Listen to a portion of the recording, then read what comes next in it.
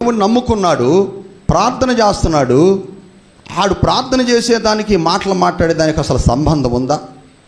తర్వాత మోసకృత్యమైన కార్యాలు, మోసాలు చేయటం, దగాలు చేయటం, అన్యాయంగా ప్రవర్తించటం. ఇప్పుడు వాడిని చూసిన వెంటనే ఏమంటారు? అరే రే రే రే ఏమన్నా ఉందా?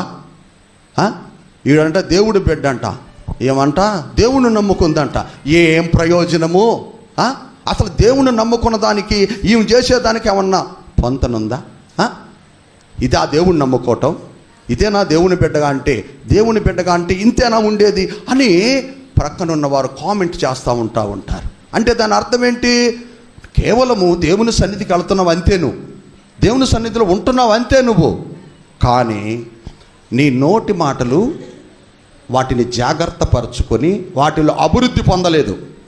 నీ నడవడికలు వాటిని జాగ్రత్త చేసుకొని దేవునికి సంబంధించిన నడవడిక నీలో లేదు, దానిలో అభివృద్ధి పొందలేదు.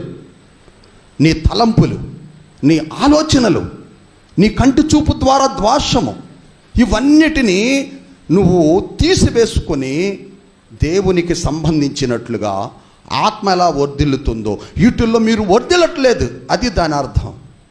అందుకన్నాడు యోహాను గారు, ప్రియుడా, ఓ ప్రియురాలా, నీ ఆత్మ అయితే వర్ధిల్లుచున్నది, కానీ వీటన్నిటిలో దిగజారిపోయావు, వీటన్నిటిలో నువ్వు వర్ధిల్లలేదు.